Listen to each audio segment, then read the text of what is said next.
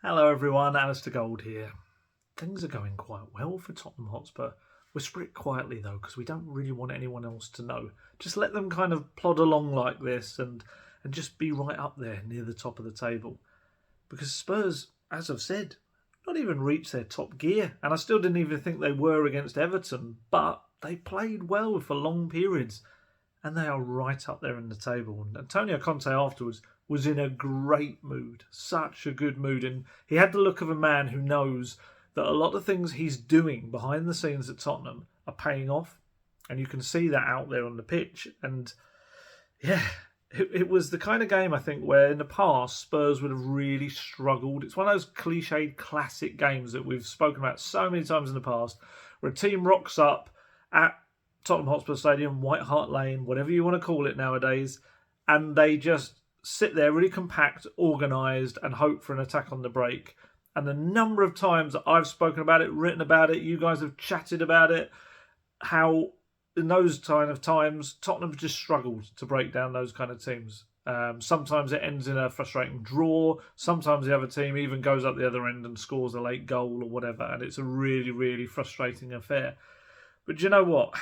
Yes, they did ride their luck slightly with two opportunities in that first half, which were kind of born of errors. I think there were more mistakes than I think the first one more. It was Bentancur kind of his one small kind of downside to a really positive performance from him, and he was kind of didn't really deal with it particularly well. And the second one obviously was a mix-up between Hojbjerg and Romero. Again, two players have had a terrific game, and I felt were the only downsides on their performances. But other than that, I kind of felt that a lot of what Spurs did was very good. They were very patient with the way they played. Look at the stats. 21 shots on goal, 62% of the possession, and they had 7 efforts on target compared to Everton's 0. Not a single shot for Hugo Lloris to have to save in his goal. Honestly, there was one, I think he did a really good claim of the ball with Eric Dyer kind of about to smack into him, which was a really good bit of goalkeeping. But other than that, probably the easiest day he has had between the sticks. He just pretty much had to stand there. And that was because his defence in the midfield worked so hard and Everton sat back so far. Everton were kind of playing in like a 5-3-2 formation pretty much. And Spurs, yeah, they did everything they needed to do. I think it was a professional performance. I wouldn't say it was boring or anything. I think there were times in the first half where the nature of the game made it a little bit, it was a war of attrition almost. One team had to break down the other, and that doesn't make for great viewing. But I still felt there were enough little moments. And in the second half, I thought there was some really good football played. And look, at the end of the day, another victory. And do you know what? Spurs have now racked up 23 points from these 10 league games so far, which is the best ever start to a Premier League season. And also, for those of us who remember football before the Premier League, it's their highest points tally at this stage of a top-flight campaign since the 1963-64 season. So almost 60 years ago. I think that was back in the days where it was 2 points for a win. So I think they had to tally up what it would have been with 3 points. And that would have been 24 points if they did that. So, it's an incredible start to the season in that sense. 60 years, the best for 60 years. That's just mind-boggling the more I think about that. And it's absolute credit to Antonio Conte as well. And also, Tottenham Hotspur Stadium, it's becoming a fortress. 10 wins in a row in all competitions there. They've won 11 of the last 12 Premier League games at the Tottenham Hotspur Stadium, including a run of 8 victories in a row in the Premier League, which they're currently on. And it's like, do you remember kind of way back when it was a bit like we weren't sure to begin with whether it was going to take. It was a new place, and I think a lot of the teams that were coming there were a bit in awe of the stadium. Sorry, not in awe, the other way around. They thought it was so great and they wanted to perform there, a bit like teams were coming to do to Wembley, at Wembley to start off with when Spurs were there. But I do feel like, very similar to how Spurs adapted reasonably quickly to Wembley, I feel like they're there now at the Tottenham Hotspur Stadium. I feel like the crowd are comfortable. And Conte was really happy with the crowd yesterday. It was an awkward game, I think, for a fan, because there were certain moments where you were having to be patient. You were, because Spurs were trying to break down this very resolute Everton. It was a completely different Everton performance to the one that obviously Spurs ran out 5-0 winners again towards the end of last season or early in last season. I think, when was it? Was it February, March, something like that? And yeah, it was a different game. And the fans, I must admit, even at half time, I heard a couple of people almost start as if they were going to boo, I think, because they kind of felt like it should be a different result at that point or scoreline at that point. So I can understand it was a difficult one, but actually Conte was delighted with the way they got behind them. They kept pushing them. They did. I thought the fans were very good. I think I saw some people complaining about the atmosphere in the Frankfurt game. I think it was. I can't remember, but I thought on the whole the atmosphere was pretty good. It's getting used to the stadium still. I still think they're getting used to who sits where. And perhaps in European games that's different where people sit, I'd imagine. But yeah, that place is becoming a fortress. And do you know what? Everton must hate Conte as well. Conte has never lost as a manager to Everton. Not only that, his teams have never conceded a goal to Everton. I think they've won 5, drawn 2 in the 7 games he's played against Everton, or managed them against Everton. It's just mad. And for me, I think the most important thing about it for me, the most important facet of the performance for me, was the energy levels. Because the only change was 3 players. It could have quite easily been one of those games where the players started to tire. The players started to get knackered, and you could very much see that, he's not rotated that player looks tired, that player's affecting the performance as well. And bearing in mind, they only started less than 72 hours beforehand. A lot of those players, 8 of those players did. But yet, 2 players in the middle, Hojbjerg and Bentancur, who've probably played, they have amongst the most minutes in the team this season. In the 86th minute, the 2 of them are charging up the pitch to score the second kind of killer goal. And do you know what?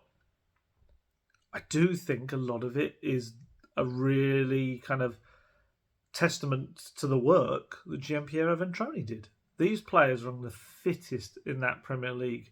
And what he and his fitness coaches did with them, not only last season after taking over in November, they did a lot of work over the course of that season to transform the fitness, but also in the summer. You'll have seen those grueling training sessions, or the images certainly of them. We watched them out in South Korea, and this is what it's all for. It's for all of this. And yeah, I was just thinking that Spurs, I'm pretty sure I saw a stat where Spurs have run the most now out of any team in the Premier League, covered more distance. I think that was the same before the match as well. So it's not that they've played an extra game than anyone or anything like that as well. It was before the game. And it was. And also I do think it's the work on their recovery time is very important as well. That's a key thing as well to sports science staff. And it's why Conte has been able to count on these same players over and over again, because they're able to recover quickly and be ready. I asked him about that 86th minute goal, and I was like, is that not say everything about the energy and the intensity of a team that should be tired, but in the 86th minute, your 2 central figures in the middle of that pitch are busting a gut to get out that pitch? He kind of had a bit of a laugh, and he said, yeah, I was not surprised though, but for sure to see the intensity that we played with tonight in this game, it was for me really positive, because it means that if you work in the right way, then the performance of your players is always up. We played only 2 days and a half ago, but I've seen my players run from the start to the end to press and show high intensity. I'm really delighted, especially for the players, because these performances are repaying the effort that they put in every day that they do in the training sessions. And he was smiling throughout the press conference. He was in a very good mood. And he wore the look of a man that just, you can see all of his hard work being repaid. I guess that's what it is, as well as those players' work being put in.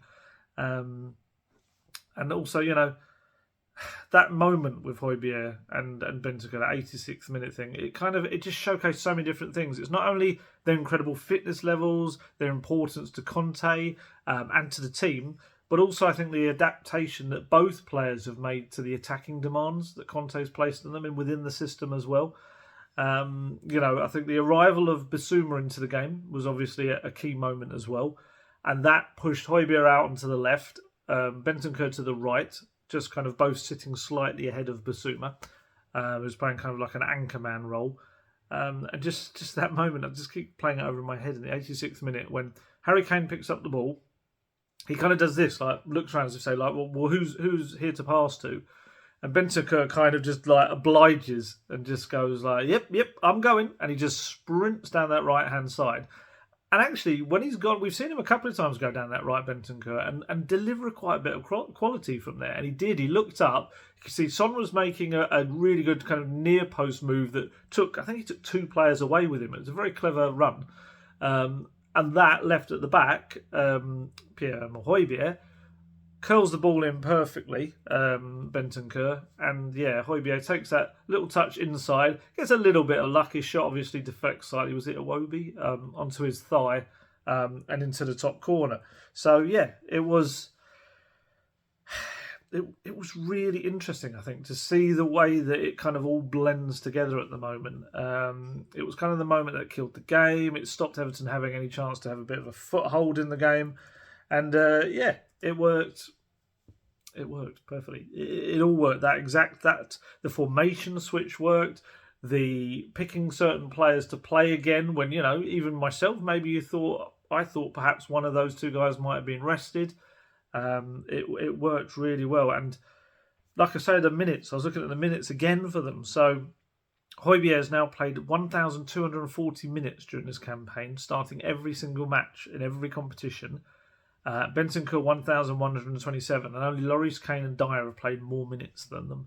And what I feel is really interesting as well is that we know these guys as probably defensive midfielders. I think that's what they're mainly known for, really.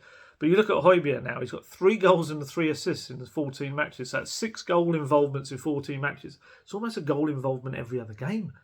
It's not bad for a defensive midfielder and someone that kind of people would were having a bit of a pop at. Let's be honest, he was dividing opinion among some Spurs fans as well. And I feel like we saw him kind of during the Euros be quite an attacking force. And I feel that he's really developing that under Conte. He is learning more about kind of when and what to do, and also using his technique in a good way, because I do think he's got a good technique. I think it just can be quite inconsistent, whereas I feel now he's finding maybe greater consistency to what he's choosing to do and when he does it. And it's worth noting that, 3 goals and 3 assists after just, 14 matches. In his only better season than that was 2018-19. He scored 4 goals and laid on 4 assists in 31 matches for Southampton. So this could quite easily, within the next couple of games, be his best season from an attacking sense since he arrived from Germany. And where was he? He was at Schalke after Bayern as well. 27 years old. I still think he's improving as a player. He's a leader in that team. And look, I did say in the last video, for me, I feel, and I obviously stick with this now, I think he got named man of the match. I think the fans named him man of the match after the game. For me, Pierre-Emile Hojbjerg, I think, has been the player of the season so far for Tottenham. I do feel like that. In those 14 matches, I think he's been consistently on a really, really high level, which is why the flack he was getting surprised me a bit. And I found it quite interesting. Sungmo Lee, who I know, Korean journalist, did a poll I saw that I'd said that Hojbjerg was the best player of the season so far for me, and he asked the Korean fans or those who follow him, do you agree? And I think it was 82% agree. So Korean fans, your football. I like it. Not that just because it agreed with me, but yeah, I think it has, and that's I don't sometimes understand when players get flack. Sometimes I get things with certain players can build up certain moments, can build up frustration. But I didn't really see that with Hojbjerg. I think I do. You see the odd kind of fluffed pass, maybe a sideways ball. But I just see a guy that the moment you take him out of that team, you miss him. And that for me is the perfect mark of a really, really kind of a top player, I think. And Conte always was really confused when he was asked about that. It's a bit like, what?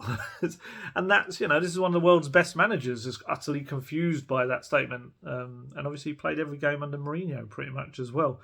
And Bentancur as well. Bentancur, look, these aren't stats that, attacking midfielders would be delighted with, but even for Bentancur, having 1 goal and 2 assists from his 13 games.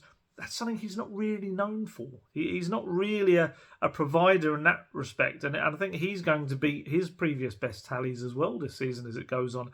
Because Conte is trying to bring more out of them to make them more box-to-box midfielders as well as what they do. And I guess it's that versatility that allows them to interchange and do different things. And it's why the midfield 3, I think, will work quite well.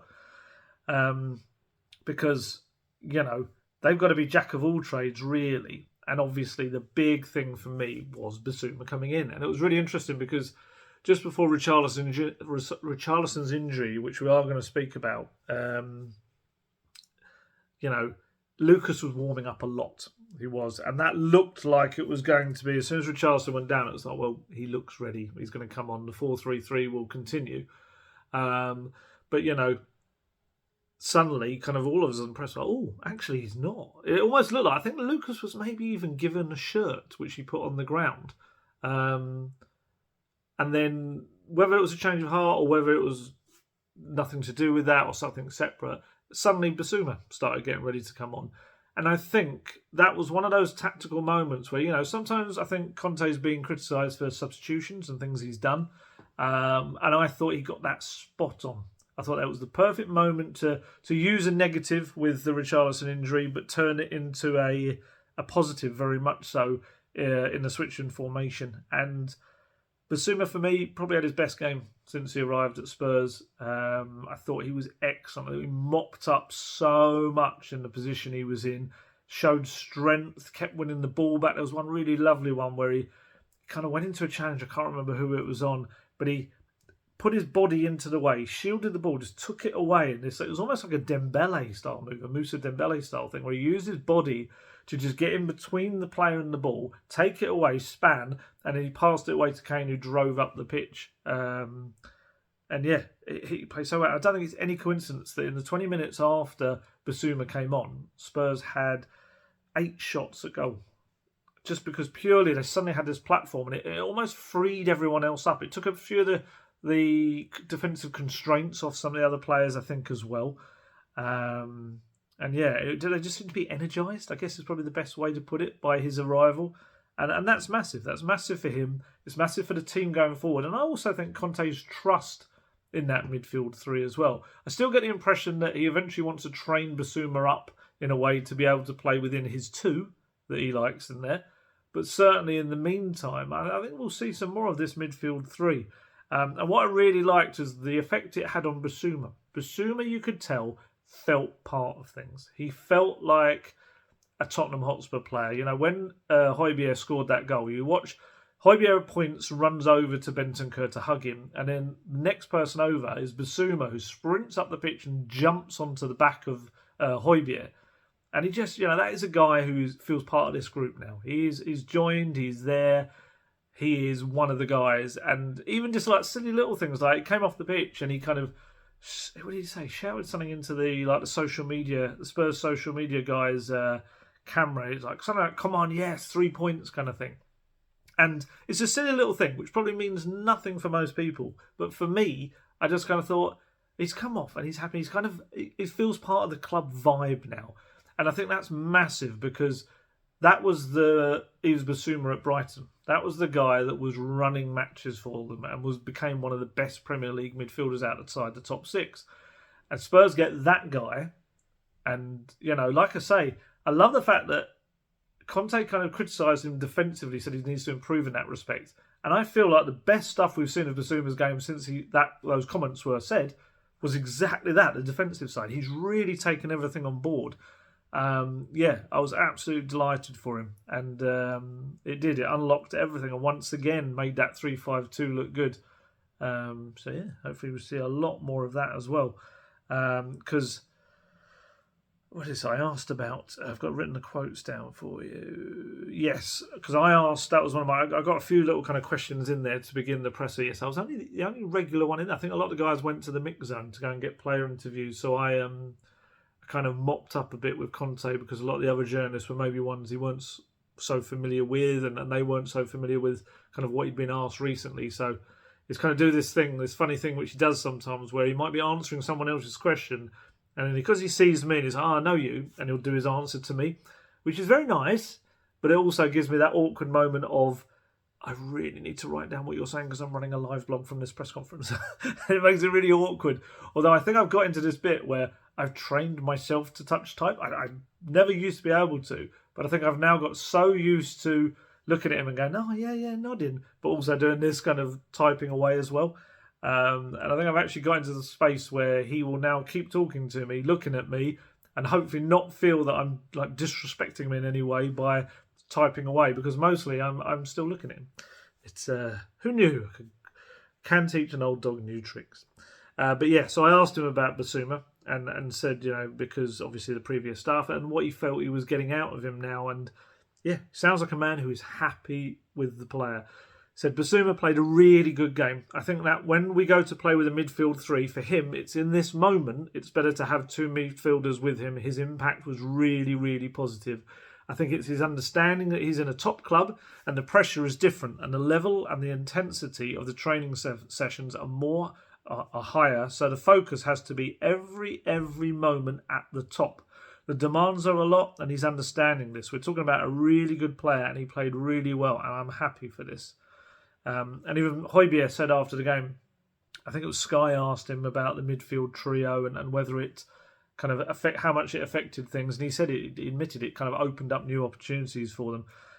He said sometimes when you play with two in the middle and switch to a three, it of course gives you that extra man in there, and although you lose someone elsewhere, you can find your position and be a bit more patient in your position. That means you can overload in certain areas, especially in the middle, and I also think it helped us maintain the ball, which is something we are doing, but we need to do better. And especially when you are playing every 3 days. With three in the middle, it's something you have to be able to do, and we did it today. And I wonder whether Richarlison's injury and Decky Kulusevski still not really being back. He had a bit of a setback on Thursday with his injury return. So 3-5-2 might be there to stay for a little bit, because obviously you've also got Lucas isn't really fit yet. He's only been back at under a week. Brian Hill, I asked about Brian Hill the other day in the pre-match press conference, and Conte was really good on him actually. He said, there's the one thing that was just missing for him to be a real Premier League player was the strength. He said, skill-wise, very good, very intelligent player as well. He just said it was a strength, but he is improving. He said, I can see the improvements in him. So I don't know whether he didn't trust him, let's say, for a match at Old Trafford yet to start. But you never know. But you'd imagine the 3-5-2 gives him the better option. And especially Wednesday to Saturday, you've got a little bit... not Wednesday to Saturday. Saturday to Wednesday, you've got that little bit more time for them to recover as well. So...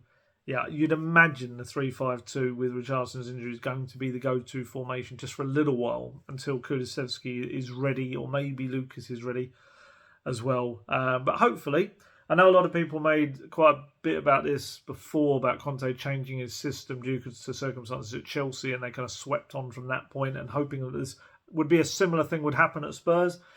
If you believe in those sort of things, then maybe this is that moment for Tottenham. Maybe this is the moment that the 3-5-2 came in and everything suddenly clicked up a gear for Tottenham. And the other reason I think Conte was very happy was the wing-backs. I asked him about both wing-backs as well, and he was, actually I think I asked him about Doherty, but then he offered up his opinion on Perisic. But he was very happy with them both. Pretty much because they were both playing that flying style down the flanks, both getting into the other side of the box when the other was about to cross. And a lot of their best moments in the match came because the wing-backs were involved. They did both play very well. Matt Doherty, or Matthew, as Antonio calls him, that's why, because it was Antonio. Matthew Doherty has been working so hard behind the scenes. He really, really has. I told you back in Korea that he was up there, among the, the top kind of runners and everything that he was doing. He was really, really giving everything to it. And you know what? I think you can see it physically. I was looking at kind of him yesterday, and I was looking at photos of him before, and he's so much leaner. And this is not to say that he was a big guy at all before. I think he was always Premier League fit, as in a really fit kind of guy. But my goodness, his cheekbones now are so prominent. His face has got so much thinner. He must have lost a ton of weight. But also the flip side is he probably feels fitter than he ever has. And obviously played almost the whole game yesterday. Got a really good ovation when he went off as well. And he does. I think maybe you could end up seeing the best version of Matt Doherty because of the amount of work he's put in there. And this is kind of reward for his efforts, because I did feel like against Brighton you could see a rusty Matt Doherty was getting better and better. And I felt in this game, I think it was a little bit, it wasn't as rusty to begin with, but what I did feel was that there was a moment for me when I felt it clicked. And it was when he went down down the right-hand side on a bit of a run. And he just suddenly surged forward, and Dwight McNeil brought him down. He got a yellow card, the Everton man. I just think from that moment on, it was almost like his confidence suddenly went up a notch. I was like, oh yeah, that's what I've got to do. I've got to run into that back post constantly or the touchline and get in there. And he just got more and more confident. And it actually culminated in, there was a really nice back heel. He did like this impudent back heel, like a chopped back heel thing to someone. It was a back heel, and I've said that about 17 times there. And just not something you maybe associate with Matt Doherty. And it just kind of showed his confidence. And yeah, Conte's got a real kind of interest in Matt Doherty. I think he does. He's been quite vested in his interest in his development when taking him on as well. Because, we know that his natural prime position when he was flying at Wolves was as a wing-back. And obviously, Conte just had to tweak him to his system. And I watched him at half-time. Like I say, that Dwight McNeil challenge on him came quite late in the half. And then at half-time, we watched them in the tunnel. Spurs came out really early and were standing there in the tunnel. I could see Conte. We have a little camera that shows us what's happening in the tunnel as well. It may well have been just the pictures you guys were all seeing. Was it Sky? I can't remember who it was on last night. But you could see Conte was chatting away to Doherty. It was almost like pressing home instructions, little things he wanted him to do and everything. And then he admitted to me afterwards as well that he spoke to him after the game as well. And and I guess he's seeing a lot of what he wants. And especially after that halftime chat, the Matt Doherty of the second half showed everything that Conte wants from one of his wing-backs. Everything he did was really good. He was attacking at every opportunity, defending everything that came his way. And the build-up to Spurs' first goal was just defined that all perfectly, because you had Perisic on the left-hand side, curling in a deep cross that went over everyone to Matt Doherty. Matt Doherty hits it with his left foot as well, manages to keep the shot down, which was very well done. Pickford, of course, makes a mess of it, spills it, and then Harry Kane, obviously, then takes the ball first, is brought down. I still don't understand why there's a debate over whether it's a penalty or not today. It's like you can kind of see doesn't matter what part of your body you've used. Pickford put essentially his head and shoulder into Kane, and then he didn't really have anywhere to go but down. So but the actual goal itself again showed what Conte wants his wing-backs to do. One providing for the other. That's just all he does. Honestly, the amount of times I've asked him after games when like Cess or Doherty has combined, or Perisic and or Emerson or whatever have combined. And just the glee on his face. He's like, yes, that's like my system. That's how I want it to work, kind of thing. And Kane obviously scored the spot kick after the one that he blazed over last time, which was, again, mental kind of strength there to take it. Although Pickford, I think, maybe got fingertips to it. I can't remember. I haven't seen it back in kind of close up since, but I remember at the time thinking it looked like fingertips. And Kane was speaking about Doherty because obviously they're very close friends. You'll have seen that from any of the social stuff that Spurs put out there. And Kane was talking about Doherty. He said, I'm really happy for him. He's been waiting for his opportunity. Since he got injured last season, he's had to be patient this year, just biding his time, working hard and getting as fit as possible, just waiting for his chance. We've got good competition for places. He's come in and I think he's been fantastic in the 2 games he's played. I'm delighted for him. I know him really well and I know how much he wants to do well and how much he's been working behind the scenes. That performance will only give him confidence and it will give the team and the manager confidence. It's really good to have a lot of players playing well. So like I say, I asked Conte about Doherty as well. He was delighted with him. He said, about Matthew, honestly, I'm really happy, really happy. He played a good game against Brighton, but today he played better than the last game. He played well in that last game, and I was happy also with it, but today I've seen the Matt Doherty of last season. I was really pleased, and I said to him, finally, now you are the player I know. It's important for us, because to play all of these games in a short period, it's important to have all of these players available. And what that must have meant to Matt Doherty to have Conte come up to him and just say, "There you go. Now that's the player I know." It's like I did the Bad Boys analogy, isn't it? I said, "That's how you drive," kind of thing. And that's exactly what it is. It's just that moment when it all clicks. And I really hope we now see Matt Doherty go on a run like he did last season, of feeling really confident, and that right-hand side will come alive, honestly, with the ability he's got to attack up there and kind of become an auxiliary striker as well. It adds a lot more. There can be more rotation there as well, and Conte was very happy with Perisic as well. He kind of looked a lot more like the Perisic, I think, that Conte thought he was getting. Pretty much admitted that. Now, there is a theory in South Korea. Mostly, I've seen some comments from a couple of kind of non-Korean fans as well, but mostly when I've had comments about this, it's come from Korean fans under sometimes YouTube videos, or on Twitter, on various kind of social media platforms. And the theory is, if you're not aware of it, is that when Perisic plays, Son doesn't play well. And that Perisic gets into the box more than Son does. And I've seen some people have also had claim that Perisic doesn't even pass to Son. Not as many, but I have had a few say that. And I was quite surprised at that, I'll be honest. Look, I know the numbers will support that theory if you were to look at them, because you will look at that and you'll say Sonny scored 5 goals when Sessegnon was in the team, not Perisic. Which is a little bit of a... How do I put it? It doesn't really paint the whole picture, because obviously those 5 goals came in 2 matches.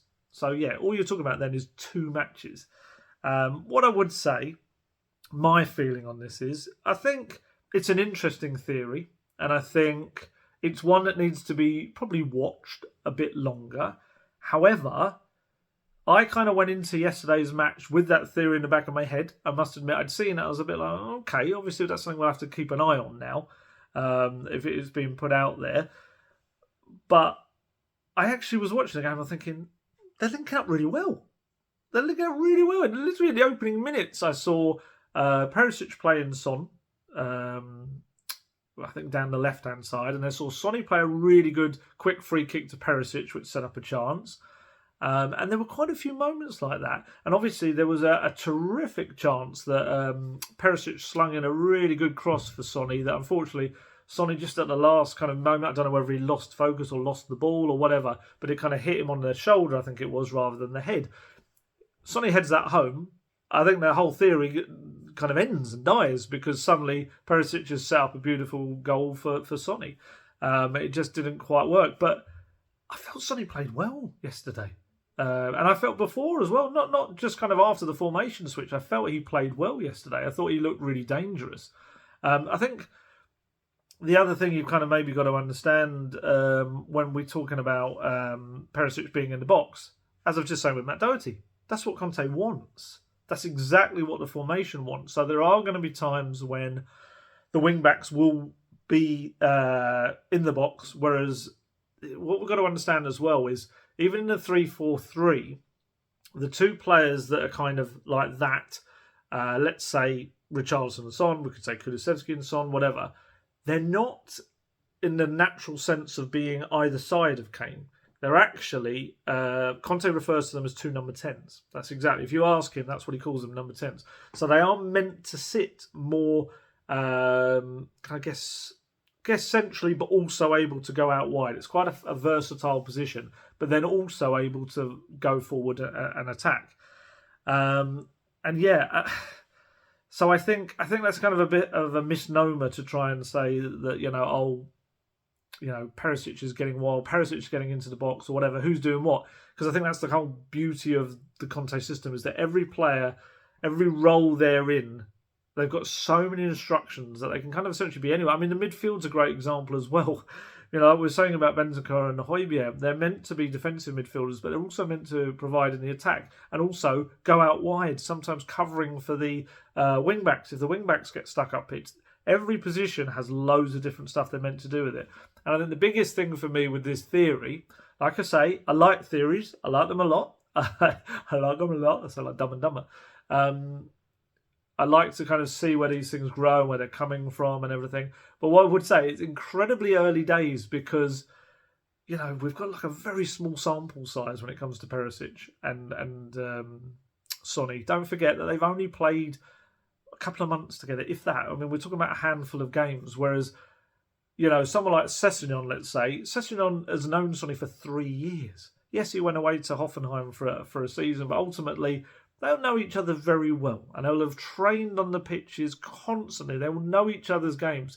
I think you've got to allow for players to get to know each other's games. And I actually felt, like I say, yesterday, I was seeing a lot of signs that there was a partnership growing, which was why I was a bit surprised that I was still seeing some comments after the game that Perisic was the reason for Sonny not scoring or whatever.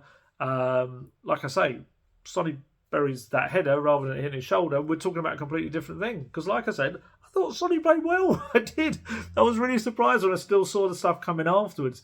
Sonny can play well and not score. That's absolutely fine. You know, he can score, he can play well and not grab an assist. Doesn't mean he hasn't played well.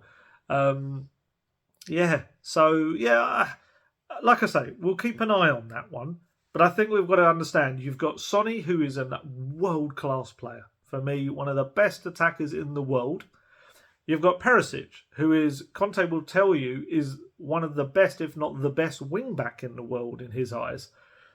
You put those two players together, they are not going to be detrimental towards each other. They're not. They just need a little bit of time to continue to evolve as a partnership. Exactly like Cesc did. You know, don't forget that Cesc probably, being a younger man, he may, on occasions, just say to Sonny, out of, I guess, respect for the older senior player, just give him the ball. Whereas sometimes maybe that isn't the right thing to do, and it works in different ways. Different players, different ways of doing stuff. There may be times when Perisic is a bit more experienced, he might see a better ball on. He might. But that partnership will grow. They honestly, you're talking about two top draw players.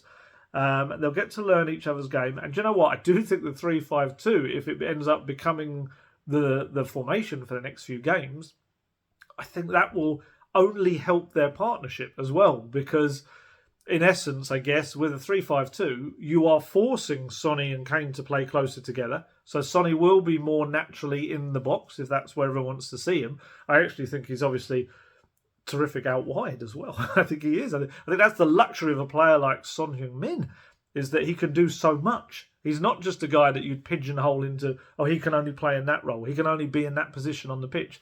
I think Sonny's, honestly, if there's anyone you will hear me rave about, it's Sonny. You know what I was like when he was going through that little tough spot early in the season. I was very much like, don't forget, when you criticise Sonny, that's when he makes you look like a complete and utter muppet.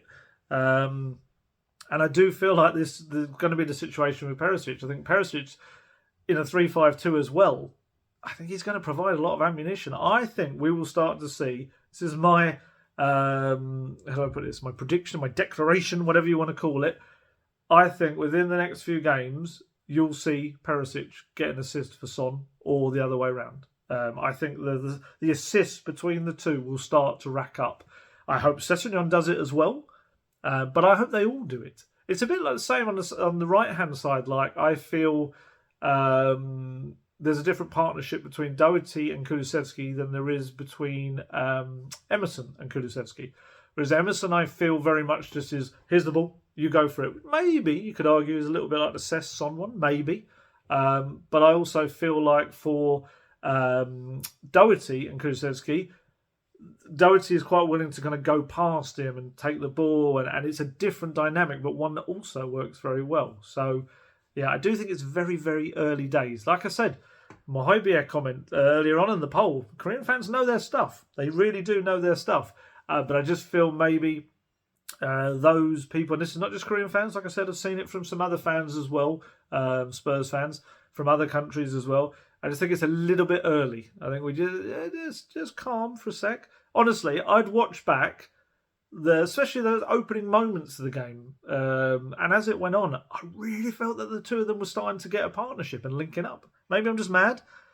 But, you know, I guessed he beside me. Guessed he was saying he could see the same as well, and seeing the two of them. I remember because I was doing a live blog, and I kept writing in the match blog like, yeah, Son and Perisic linking up well. But I think I tweeted it as well. Perisic now to Son, linking up well, these two. And it's a bit like, that's why I was surprised when I still saw it afterwards. So Conte said about Perisic, even Perisic today played in the way that I know him. Also, even for his injury before, he struggled a bit to have a good performance like afterwards.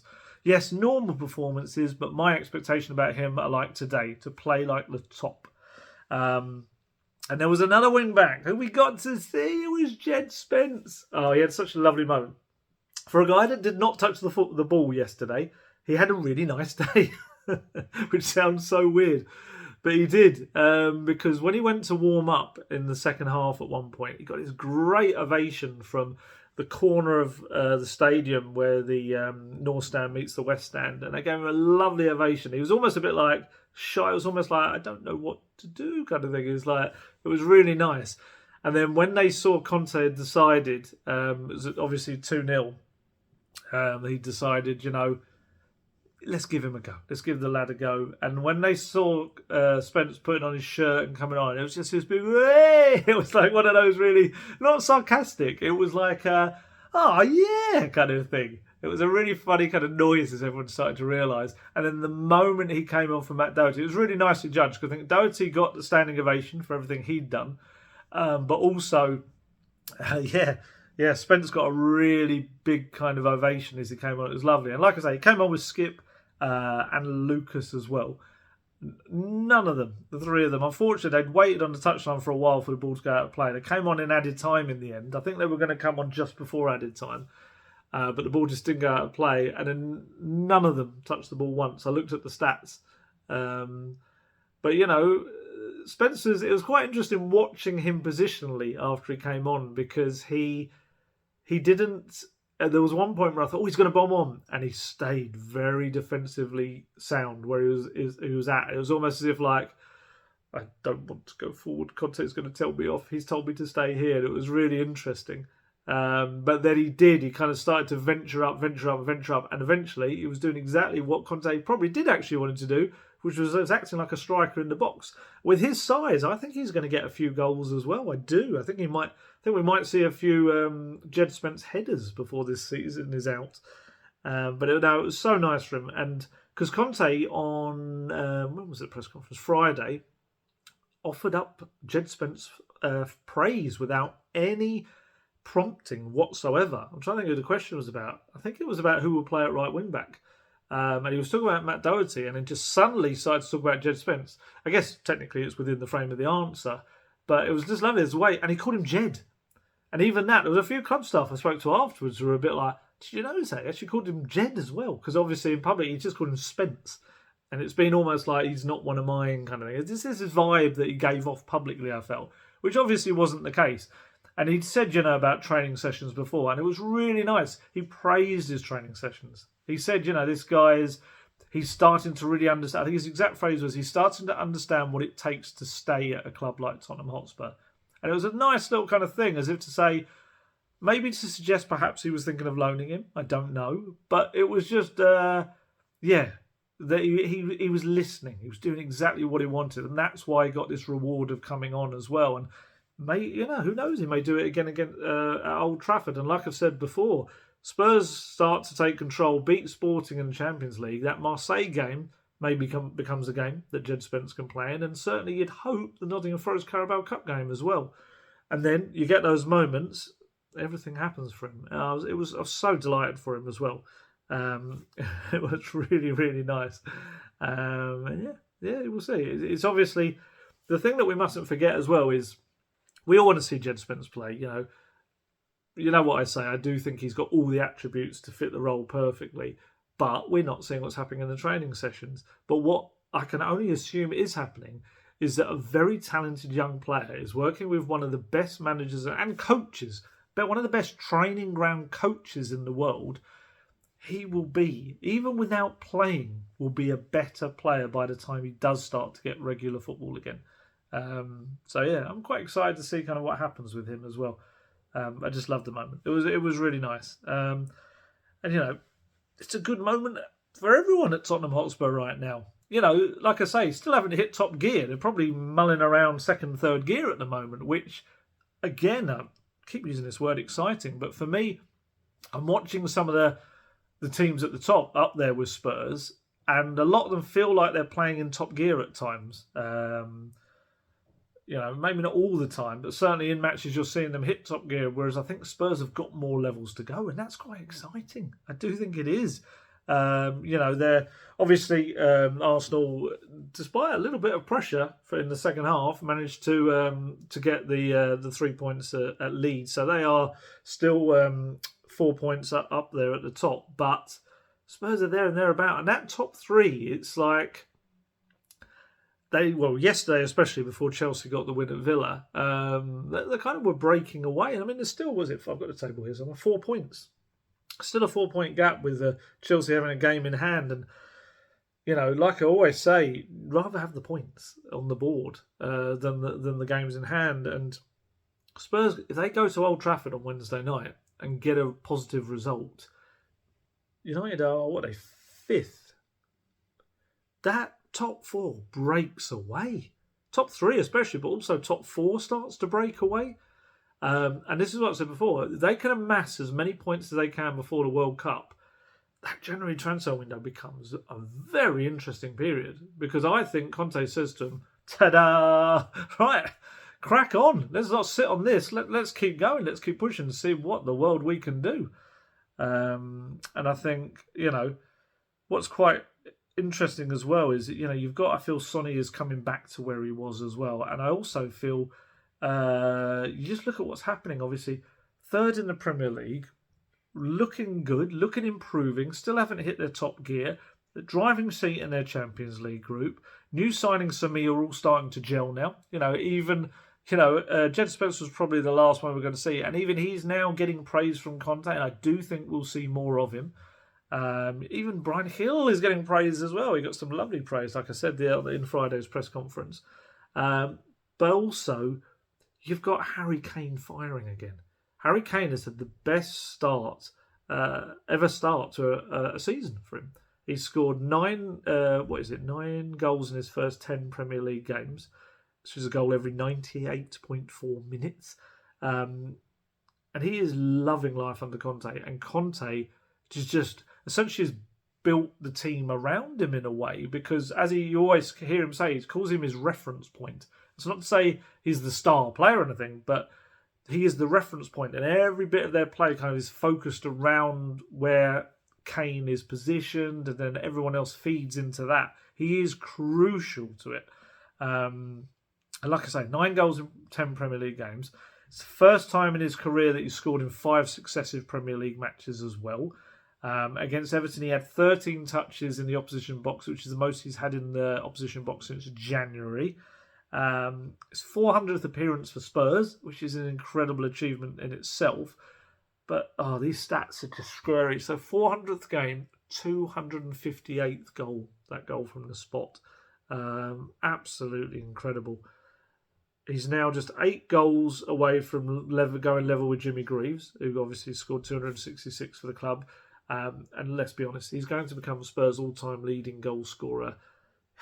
The rate he's going at quite soon. And even the number of minutes he's playing is not phasing him. I was watching an interview he did with Spurs play after the game yesterday, and he was saying, I like playing every 3 games because I feel like every 3 days, because I'm getting a rhythm to the way I play. And that's huge as well. Because look, Kane wants to play every game, but also the fact that he's so super fit. He admits constantly he's in the fittest shape of his life under Conte. And his recovery is very good. I think that's always been something that people say about him, is his recovery is very, very good between matches. And I do think everything that's going on, all the spotlight being on Erling Haaland, has really benefited Kane. I think it has. I think Kane has just been able to crack on with what he's doing. And, especially when we know the World Cup, all the spotlight's going to be back on him as England captain. It's kind of got this period now where he can just crack on, Erling. If you want to go and score your goals, that's fine. You do that. Everyone will be focused on you. But I'm just going to keep doing my job. And my job is being a world-class striker myself and scoring lots and lots of goals. And I think the progress we're seeing at Spurs is also reflected in the fact that both Conte and Kane understood to be willing to sign, or certainly to talk about new contracts, discuss new contracts with the club. And I think the two of them do link naturally together, because obviously Kane would very much want Conte to stick around, and Conte would very much has made it very clear that he wants Kane to stick around. He wants him to be part of any future that he's involved in as well. He said that in press conferences. And it was nice, when you saw Kane come off the pitch, I think it was Lucas replaced him right in those final minutes. Conte gave him what I can only describe as kind of like a bear hug,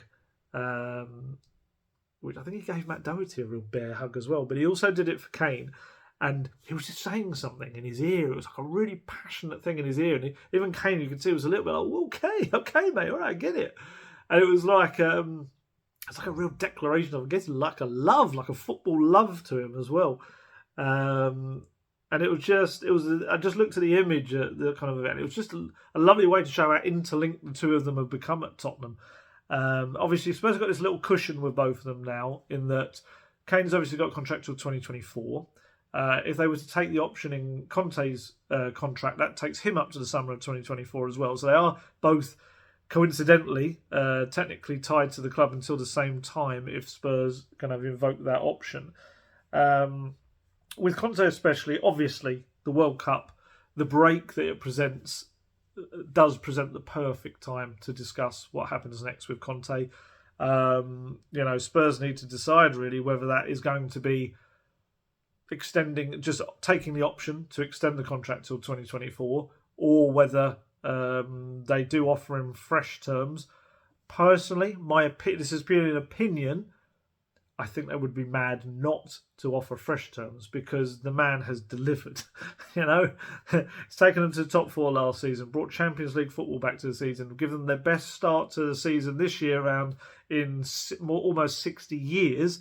They've just had one Premier League defeat so far. It's incredible. If there's such thing as an appraisal happens, Conte is walking in there like, hey, like the Fonz, isn't he? He is absolutely just like, you want me kind of thing. He has smashed everything about it. I think the Spurs would be mad not to kind of make it. And like I say, I understand that he's very stable right now. He's very kind of happy, and he would be willing to discuss terms over a new deal as well. So it seems like it's not rocket science really, that it makes complete sense to do that. I understand, he would be keen on a new deal, despite the fact that he told me out in pre-season that, I'm not that fussed about contracts. I do think what it would show would be something as well, that the club believe in everything he does. I think he knows they do, but I just think to see that on a piece of paper as well. And obviously, money's not the be-all and end-all, but of course, I think he's a man that likes to be reflected in the salary he's paid. He's admitted himself, I'm a top manager and I get paid a top wage. It said things along those lines.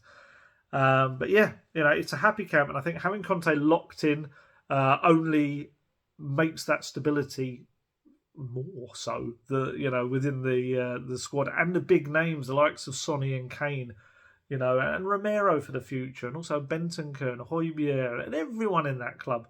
They look at if Conte were to sign a new deal, I think that starts a chain reaction throughout that club. It really does, because Conte, he is settled despite his family life. It was really interesting. He was talking about his family life a bit more. It's, I've told you exactly what's happening kind of in his family life, but he kind of just spoke about it, I guess, in a little bit more detail. And that, as I've said before, his wife Elisabetta and their daughter Vittoria, they're in Italy because Vittoria is doing the last couple of years, I think, or maybe even last year of her secondary school. And they decided, he said the other day, it's like everything happened so quickly in November. It was a bit like we needed to kind of see out, this time which she's got left at school as well, especially, and not kind of rip her away from her friendship group, her studies and all that. It makes perfect sense, kind of thing.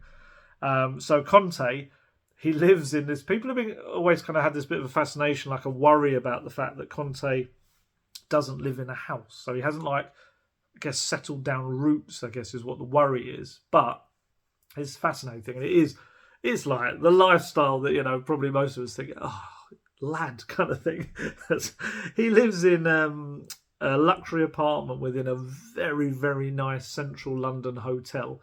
And he was saying the other day that, essentially the owners of the hotel treat him like family.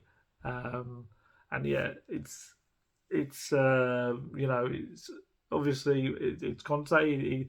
He earns very good money, so we're not talking about one of your more budget hotels. It's absolutely beautiful where he lives as well. So he was joking the other day because I think it was Matt Law from the Telegraph said to him, it must be quite nice at least to have, knowing that like your laundry gets done and your room gets cleaned and all that. It's a different kind of life. And he was like, oh yeah, don't get me wrong, that's a good aspect to it. And like I say, he is back and forth constantly to Italy because straight after matches he'll fly out there, or early the next morning.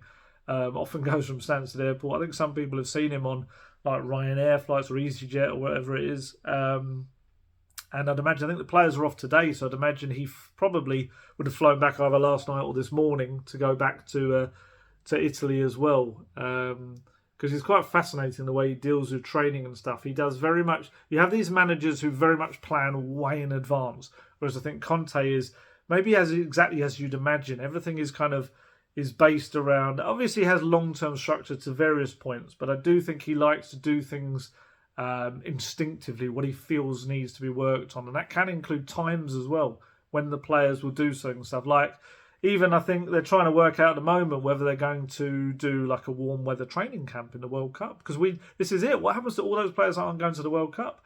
Because he said a couple of weeks ago that he kind of hadn't decided yet what was the best thing to do, and I think they still need to work out exactly how they're treating that. And obviously, that is the beauty of this World Cup for Conte and his family, is that it's if Spurs fans want to take this as a massive plus of the World Cup, it is that Conte is going to have this amount of time with his family. He'll be able to have a lot more kind of time to spend with them, because I can't imagine they'll spend the entire time working the players. They will be given, obviously, like a winter break of sorts. I don't know, a week or two. I don't know how long it will be. And he will get to spend that quality time with them. So, yeah, it is. He seems to be getting the balance, I think, with the family stuff. In an ideal world, of course, he'd want to be with them. But I've seen people panicking about him going back to Italy and working there.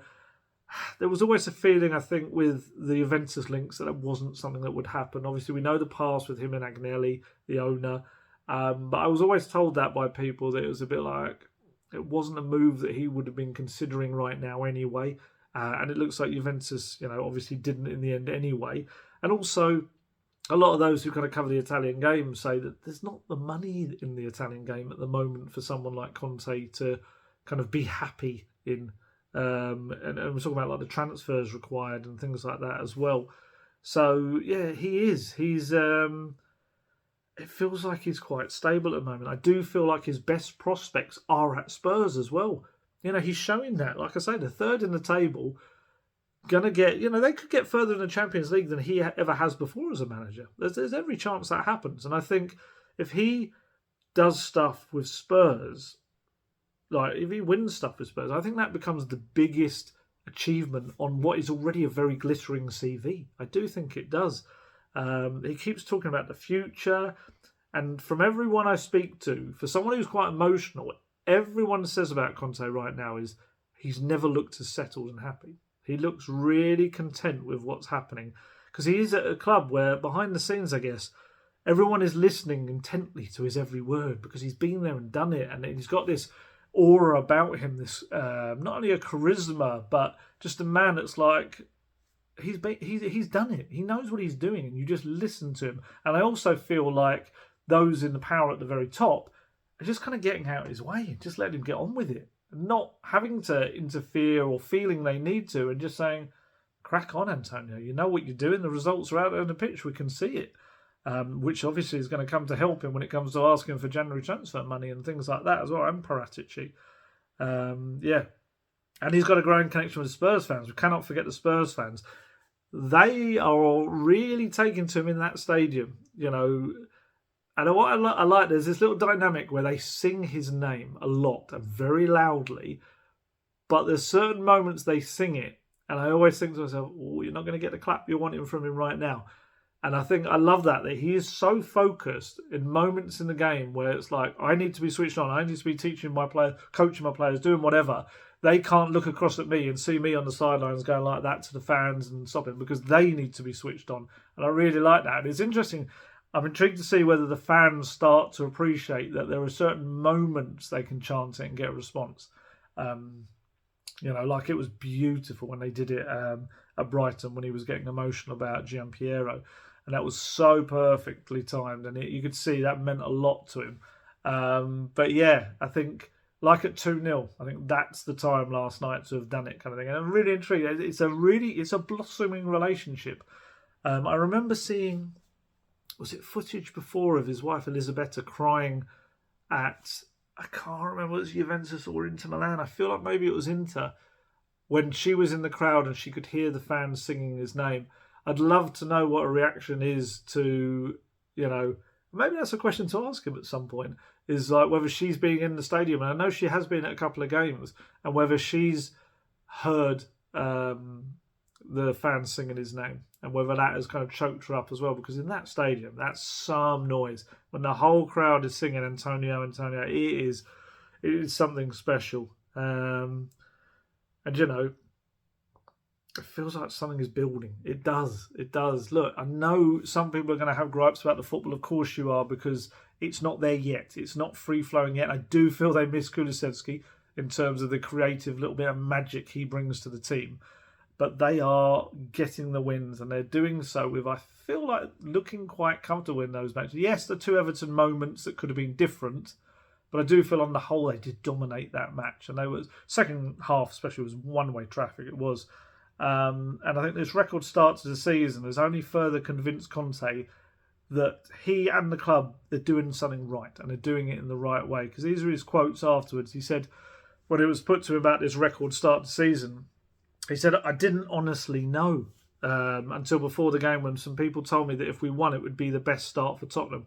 For me, it's the same, because for me, it's vital to play it and get 3 points. Then I'm happy. If I don't win, I'm not happy. To have this good start is positive. It's important because it means we're working well with the players and the club. We're doing everything with common sense, in my opinion. We know each other and our possibilities. We have to continue in this way, and for sure, I'm really happy for our fans, because when you play and you have around you this atmosphere, the fans push you from the start until the end, and they sing your names. It makes us proud, and they give us a lot of push to give more and more for the club. And also, you can't dismiss the home form, because, 10 wins in a row now at home for Spurs in all competitions. And you can tell he really wants to make it a place that teams fear to come to. He said, what did he say last night? I wrote this as well. When we play at home, the stadium has to become our fortress. This is very important that this message arrives to our fans, because they play an important role, an important part in this situation. To play against a team with the fans, with the support that pushes their team in this way, it makes your life difficult if you're the opponent. It means the same for us when we played, for example, against Sporting. It was really difficult for us, and it was the same against Frankfurt. Now, I think to play in our stadium has to become very difficult, very tough, and for every team that is coming to play. Obviously, there was one down spot, obviously one blot on the good vibes of the weekend, and that, of course, was Richarlison, his calf injury. Oh, I was so gutted for him. Came out of the dressing room on crutches, spoke to a Brazilian journalist from ESPN Brazil, started to cry, very emotional, because obviously, he's been playing so well and he's earned his Brazil chance, and he's obviously worried because of a previous calf injury he has that, this could be all dashed for him. And these are the quotes he said to ESPN Brazil. It's kind of hard to say because it's so close to realising my dream, playing at the World Cup. I've already suffered an injury similar to this. I hope it can heal as soon as possible or less. I was stopped for about 2 months at Everton. I know it's hard to talk right now, but let's see, I'll recover. Monday I have tests to do, but even walking hurts. Let's wait, it's all so close. It's about a month to go and we've been getting ready, working every day so that nothing serious can happen. Unfortunately, today I had this calf injury, but now it's just a matter of waiting, doing the treatment every day so that I can recover as soon as possible. Just so rubbish for him. The players are all obviously off today, Sunday, and he will have that scan on Monday, MRI, as Conte said. He said he's definitely out of the United match, whatever. I hope he can get back. I feel so sorry for him.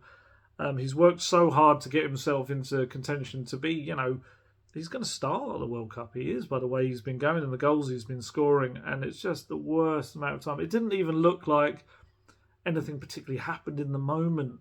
That's sometimes when the injuries are the worst. I just hope he gets better soon. And the same for Kulusevski. Like I said, that setback in training on Thursday. It was the day before the presser, and Conte's not entirely sure on a comeback time for him yet. Obviously, we saw him in training. We saw him do like the early stages of training, and then, when was it? We saw him on the Tuesday, and then on the Wednesday night, Conte was quite confident about him being fine for the game against Everton. And then Thursday, not good. So we'll see what happens with those two. But on the whole, Spurs in a good place right now. Like I say, with that home record, 3 of the coming 5 Premier League matches before the World Cup are at home. So that's cool as well. And it just feels like there's a confidence right now about everything that's happening there. And that all emanates down from Conte. Conte turned to me at the end of the press. It's one of those moments, when you kind of don't quite clock that someone's talking to you. And you just realise it when you realise it's a little bit too late. So as he got up after the press conference, like I say, I was the only kind of regular in there. And at the end, when they get up, you go over and you collect your phone, dictaphone, whatever it is you're recording him on. And I picked up my phone, and I just out the corner of my eye saw him kind of turn to me and said, "I'll see you on Monday," like that. And I kind of looked up, and it was kind of almost like, oh, he's already gone now. And I went, yeah, I'll see you Monday, like that. I'll see you later or something. And I've watched it back, and it looks rubbish. I look so flippant. I look so like, oh, I've had so many press conferences, Antonio, I just don't care. It totally doesn't look like the way it actually was. It looks like, if you can see it anywhere, he does. He says this, I'll see you on Monday. It's like a nice thing where he turns to me and says, I'll see you. And I kind of go, yeah, I'll see you on Monday. And it's like, looks at what I'm doing. And I wasn't. It was purely the fact that I wasn't kind of expecting it. And then by the time I realised, he'd already gone. So I'm kind of almost saying it to myself because he's not there anymore. But I've watched the video and it looks so flippant. And thankfully, I don't think, hopefully he'll ever see that. But yeah, there are a lot of press conferences. There are a lot of matches right now. I wouldn't imagine he even wants to see me again on Monday. He's probably fed up with my questions because I'm getting so many to him at the moment. Last 2 days, literally Friday I asked him a good few questions. He gave really good long answers. Saturday I asked him a few questions. He gave really good long answers. He is good. I do enjoy... it's not really interviewing, is it? I do enjoy kind of the back and forth I have with Conte. He's... you start to know what things he'll talk about. You know what things he's going to repeat a bit, but you also know when he's about to go in a direction where it's like, oh, this is really going to be fascinating. So yeah, it's I am enjoying it. Like I say, I've enjoyed every manager, even Nuno, because Nuno was a challenge. I like the challenge of getting something out from him. Mourinho was fascinating. Mourinho was really good when you got into kind of stuff with him, when he drilled down a little bit deeper into stuff, especially with that little twinkle in his eye where he's enjoying himself. And Poch was really good when you got him on tactics away from the cameras. I don't think he liked to be questions about tactics when the cameras were on, but when they were off and you could have a good chat about it, he was very, very good. But yeah, no, I'm enjoying that with Conte. And it does. Yeah. So yeah, another press conference, another game. It's like, yeah, new dawn, a new game, and he's feeling good. I'm not going to sing it. But yeah, no, it's very enjoyable right now. It is. I hope people are enjoying it as fans. I know, like I say, the football isn't always wonderful, but you can feel like foundation blocks are being put in. I think that's the big thing for me. And I'm really enjoying reporting on Spurs right now, which I haven't been able to say always in the last 18 months or so. There's been some times when it's been like, oh, Spurs. But at the moment, things feel like they're going a decent direction. And even if there is a little blip, let's say it doesn't go quite how they want it at Old Trafford, or even in a couple of games, you feel like there's momentum there. It's not going to make them stumble and fall. It's just going to be a little trip or something. And who knows? They could keep this run going and they could go into that World Cup in a very, very good position if they can keep track with some of these teams. You know, Arsenal, obviously, like I say, went to Leeds and had got the job done. Not the best kind of way. Not the best of performances, but they got the job done as well. Man City, obviously, they've had a few results this season, despite how dominant they are. They've had a few results this season that have shown that they can have freak results as well. So yeah, I'm intrigued to see what comes next. I love these games all the time. It knackers me out. I have a lot of late nights because, like, even last night, I got in from the game at almost 11ish. I got in. Was it 11ish? Maybe 10:30, and then I was writing away until the early hours, late nights and stuff. But I wouldn't have it any other way, quite frankly. If I'm going to be knackered, it's a good way to be knackered because you're writing about something that you really enjoy. So there you go. Right, we're going to head off now. I didn't realise I've been speaking for an hour and 10 minutes. I'm so sorry for anyone that really didn't want to hear me talk for an hour and 10 minutes. But there you go. And hello to everyone I met yesterday at the game. I had a little walk up from Tottenham Hale because the train was cancelled that I was going to get from Tottenham Hale to Northumberland Park. As I had a little walk and met a few people on that walk as well. I met some very nice people in the stadium as well, including a family from Australia who were lovely. I know they've been going through a bit of a tough time as well. And it was really nice to meet them and talk about all things Tottenham with everyone, I guess, really. And always nice to meet people that have a love for Tottenham Hotspur, and you can see it coming through. So right, I'm going to head off now on that note, and enjoy the rest of your weekends and your week, and I will be back probably Thursday. I guess I'll do a next video as well. Obviously heading to Manchester and Old Trafford, big game there. Big game. It'd be interesting to see where where Manchester United are at in their kind of current state. They're a little bit inconsistent. They can do some good things. They can do some not good things. Spurs go in there with a bit of momentum, bit of form, bit of confidence. Maybe that 3-5-2 as well, hopefully. And and we could see a very good game. We've seen I remember a very good game at Old Trafford in the past as well. In the not too distant future, not too distant past under Mourinho. It was very good.